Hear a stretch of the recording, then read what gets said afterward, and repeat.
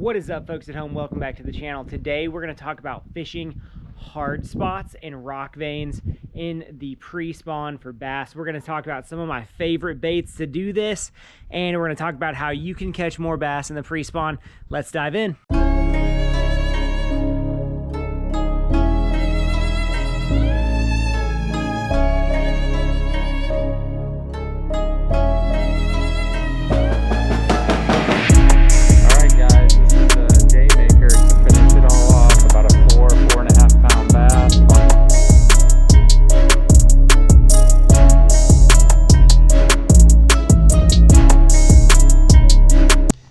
Folks, in the pre-spawn, bass tend to sit belly down on hard spots. Hard spots, we're talking about rock veins, literally chunk rock boulders, pebbles, pea gravel, whatever is in your lake, pond, river, stream. Hard structure holds heat.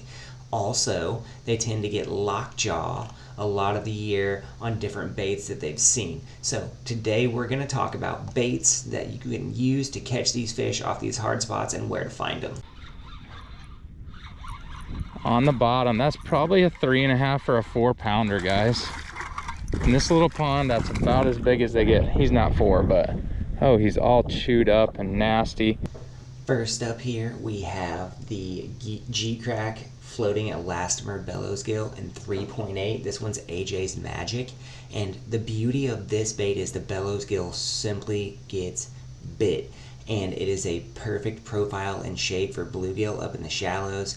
I'm throwing it on the Upgrade Jig by Ebb N Flow. This is the 1/4 ounce jig head, and you can see the elastomer material stands up straight on the bottom. The Upgrade Jig head was designed to stand up straight on the bottom and hold that bait on there. The cool thing about this bait is it generates bites. For whatever reason, if you guys watch the channel, you know that the G-Crack baits have become very key to my fishing. They generate bites, and not a lot of guys throw them.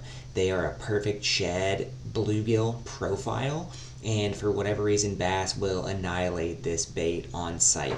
Now, spots that I'm throwing them up against seawalls, you tend to get fallout rock like this, or riprap rock that holds heat and holds fish. Those fish will belly up in this rock and hang out there when the water is cold, but they want to be up shallow, right? Plus you get crayfish when the water's in the 50s that rummage around in these. You get bluegill, you get young of the year shad balled up against these seawalls, up under docks, different things. So this Bellows Gill in the Elastomer, which is new, is a great thing to throw here. It's like an oversized Ned rig. It's going to get a lot of bites, but it's also going to get the right bites. The Upgrade Jig head keeps this bait pinned. You can catch 30, 40, 50 bass on it, no problem, and it will still be there. This is like a Z-Man bait, except it's that G-Crack Bellows Gill style, and it's been a real producer for me. I'm super excited about being able to throw this bait at the right time of year to really generate those bites. But you can see sand spots, rock spots. This is a beautiful bait to throw in those areas simply because it stands up on bottom, it generates bites, and it's clean. Up next, we're still throwing that 1/4 ounce Upgrade Jig head, and we're throwing a Z-Man 3.3 inch Mulletron, and I fish this bait like it is a Ned rig. It comes through everything, and the beauty of this bait, you can swim it when it gets in trouble. Other Ned rigs don't swim as well. This bait is going to stand up on the bottom. It's going to come through any type of cover, up against those seawalls, up against those other things, but the Mulletron literally functions as a Ned rig on the bottom or as a swim bait up in the column. You can see over these concrete posts and different things I'm finding in this channel, this bait comes through it all super clean. The other place that I'm going to throw this bait is when I'm finding smallmouth on deep rock veins. Smallmouth and walleye that are on the bottom that want a bait presented on the bottom. If you fish St. Clair, if you fished Erie, you know that dragging a single swim bait on the bottom really slow can get you a lot of bites. The way that the Upgrade Jig head stands up this Mulletron, it's going to be a real game changer for those folks out there. And the cool thing about this is it's got that vortex tail on it that functions almost like a mini Huddleston. If you know anything about bass fishing in the swim bait game, the Huddleston is the immaculate bait in cold water, especially dragging. So you can drag this tips through those areas, kind of tickle wind it through all of this rock in different areas, deep to shallow, and you're gonna catch fish.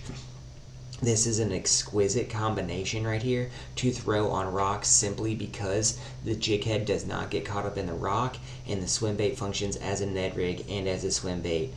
Both things. You know we love versatile baits here on the channel. This is one of the most versatile presentations that you can throw, especially in the cold water. One thing that I will say about the Upgrade Jig Head, it was designed to rig Elastomer style, Z-Man style baits. It can be challenging to rig, but once you get it rigged, it's not going to come off. So you want to measure that bait, and you want to make sure that when you are rigging dead middle here, and the Elastomer baits kind of push back against that hook. So what you want to do is really find that exit first, and then you're going to push it forward, and then you want to really work on snapping that bait forward, as I'm doing here, over those ridges. And what it's going to do is then you pull it back on to seat that bait on the hook, and it's not going anywhere. As you can see, it is locked on there. This ends up saving you money in the long run because you're going to go through less baits. More money in your pocket is a better thing, especially now.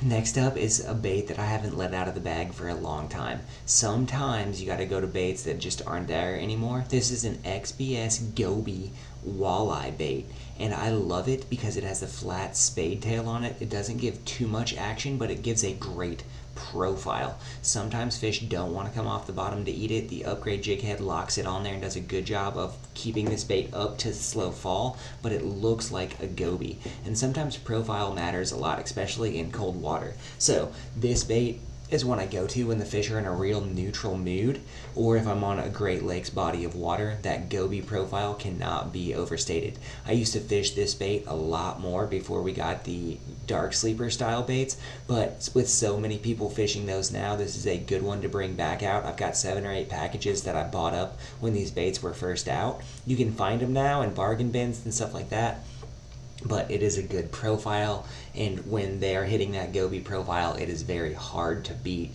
Last but certainly not least, you have the Zoom finesse worm, and literally the Zoom finesse worm is a killer.